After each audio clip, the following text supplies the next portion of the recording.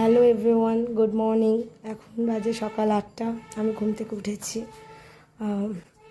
তোমরা কেমন আছো আমাকে জানাবে। আর শুভ সকাল সবাইকে।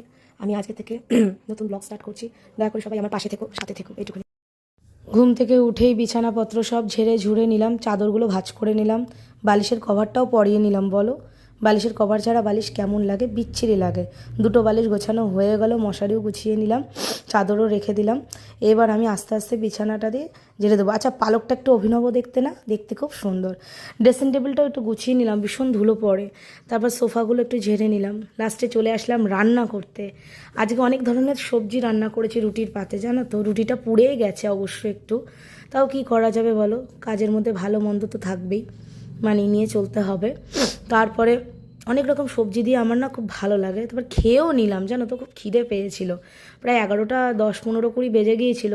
না খেলে হয়?